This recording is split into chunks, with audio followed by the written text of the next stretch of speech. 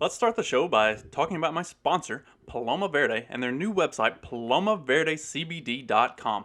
Head over to palomaverdecbd.com and check them out for all of your CBD needs. They've got the gummies, tinctures, salves. So if you're needing anything to maybe chill you out, something to help you get mellowed out, something for your joint pain and stiffness, go over to palomaverdecbd.com and give them a check out. Carlos and Vanessa are awesome people. They run a great company. And if you enter the promo code FACTS at checkout, you'll get 25% off your order. Plus, any order over $75, you get free shipping. So, I don't know what you're waiting for. Head over to palomaverdecbd.com and check them out. Let's start the show. This episode will be completely taken out of context. Welcome to the Fact Check This podcast.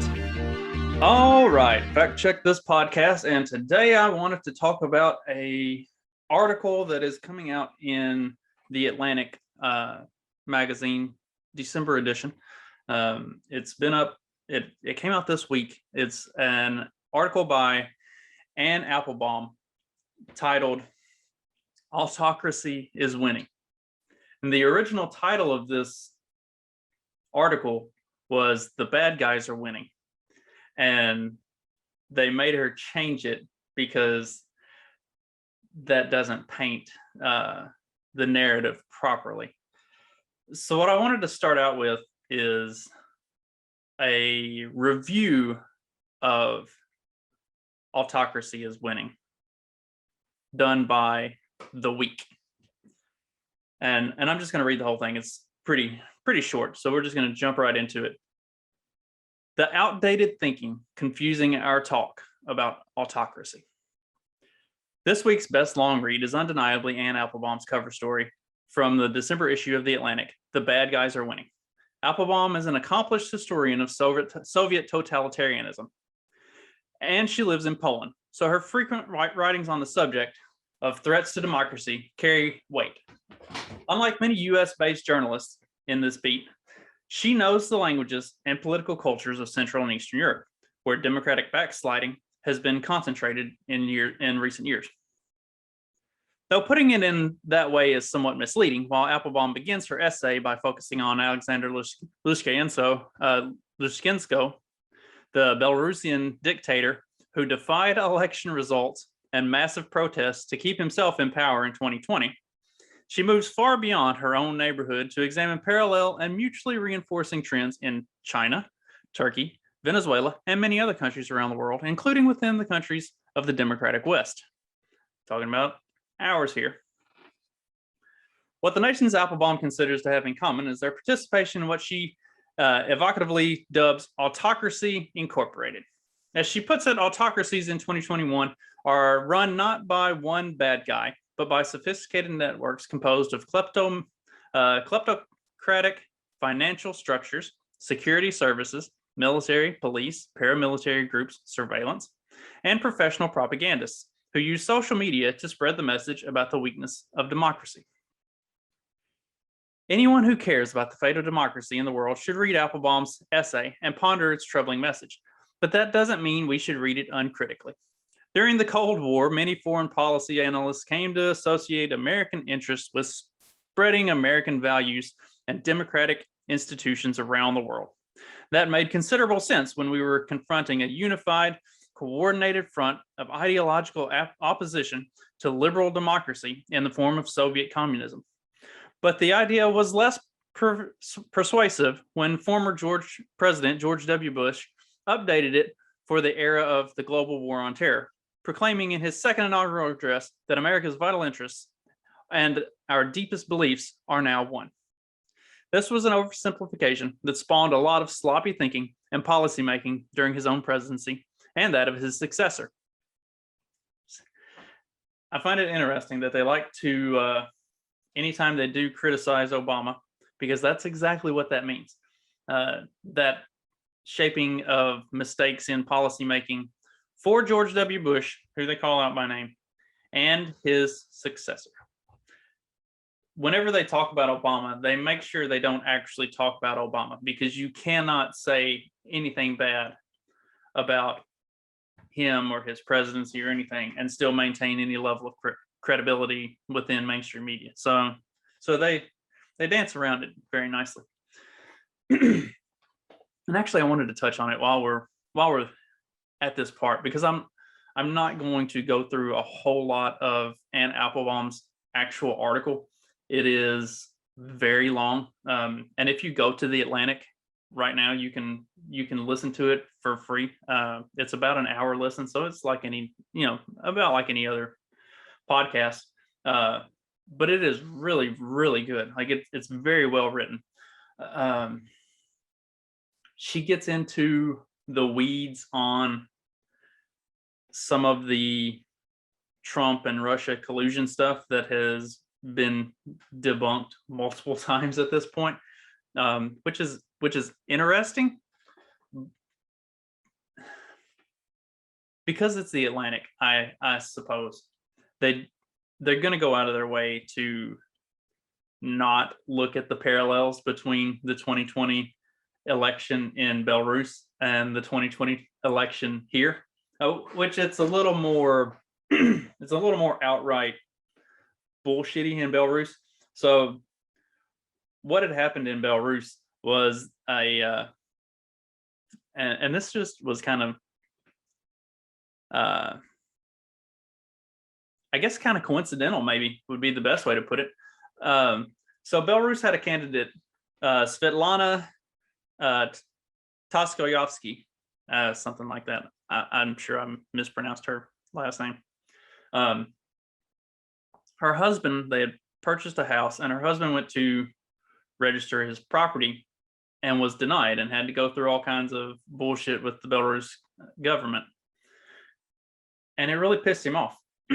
So he started a YouTube channel and started documenting all of the insane stuff that goes on with just trying to live your life and have some modicum of freedom in Belarus. The YouTube channel got popular enough that he decided to run for president. He was denied his registration to run for president and then imprisoned because he had become too popular with the people and was a legitimate threat. So they put him in prison. He's still in prison to this day. His wife, on the other hand, decided to take up his cause, and she registered to run for president in his place. And they thought, oh, this is just some dumb woman. She's not a real threat. So they allowed her to register. She then went on to carry her husband's popularity and really make a lot of waves with the way she conducted her campaign and everything else. Was having success to the extent that she was receiving death threats against her and her family. And the people who supported her were also receiving threats. Some pretty wild, shady shit. The night of the election, the election, whatever, declared, the results people in Belarus declared that the sitting president had won with 80% of the vote, and then cut off all media, cut off the internet, everything. So you can see how, I mean, obviously a lot more like abjectly just on its face corrupt. So after that happened, this Svetlana had to flee with her. Now, she had already sent her kids away because of the death threats. She fled to Lithuania, and so she is currently receiving asylum from Lithuania and from Belarus, and her husband is still in prison in Belarus. So I mean, you should absolutely listen to or read the article just for that part alone. Like the first 20 minutes of it, it covers a lot of that in depth. Shit is crazy. Like, which that's kind of the way that government operates in a lot of these more communistic parts of the world. Like all of this protection of democracy and acting like democracy is some holy thing that needs, some sacred thing that needs to be saved. That's how democracy kind of works. It's the options are limited to what the people who are actually in charge want you to have.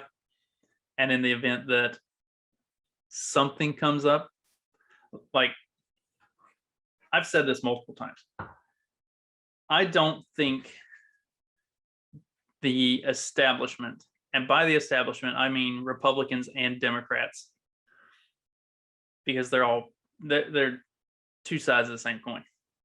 I don't think they actually considered Donald Trump a legitimate threat. And their polling data told them going into the election that there was absolutely no way he could win. So they didn't have to fortify anything. They didn't have to come out on election night and declare that Hillary had gotten 80% of the vote and shut down the internet, because they didn't think they needed to. They thought it was in the bag. See, in Belarus, they knew it wasn't. They knew what was going on. They saw the popularity of the guy before they put him in prison, and then his wife carried that, and they knew what was going to happen on election night. So they went ahead and they took the necessary steps to ensure that wouldn't end up happening. So it's a really interesting story, and I wanted to touch on that part of it because, and the rest of the article is excellent as well, and it looks at China, Venezuela, a bunch of the countries that the left loves to love. It's a very interesting article. Like I said, I mean, if you can get past the parts where she goes off on her diatribes about Orange Man bad and the evil Cheeto and Russian collusion and all that dumb bullshit, it's really, really an excellent article. So I highly recommend. All right, so where'd I go? Damn it, I lost my place. See, this is what happens when you start flipping back and forth between screens. Lose my spot.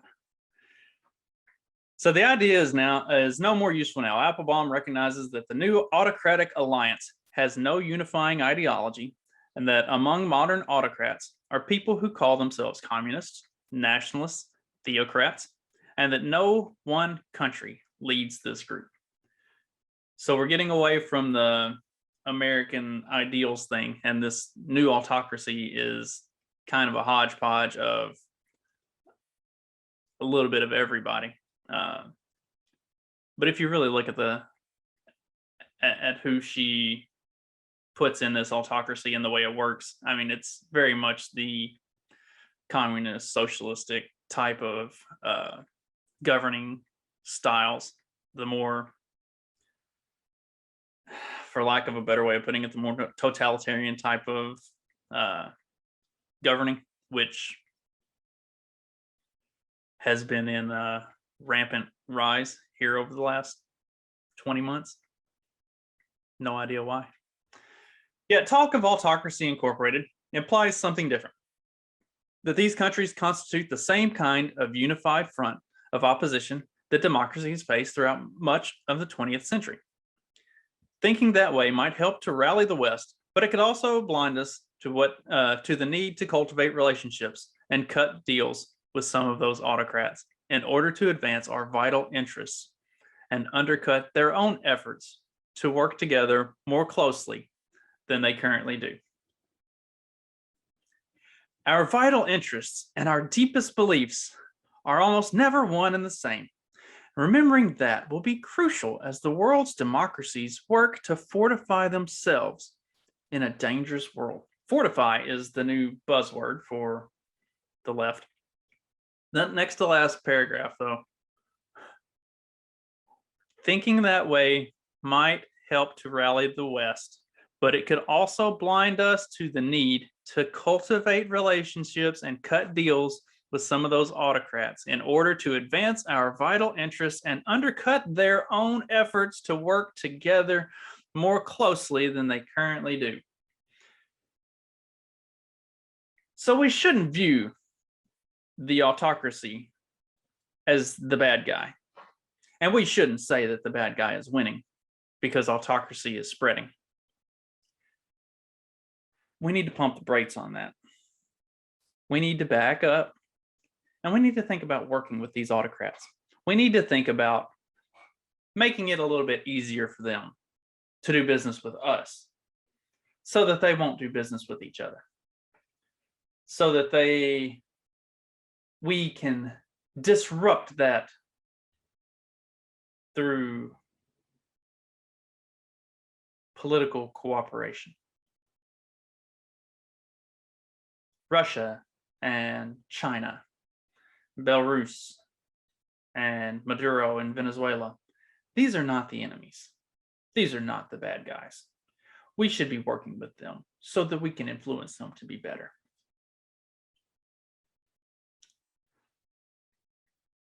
Leftists are the battered girlfriend who keeps going back.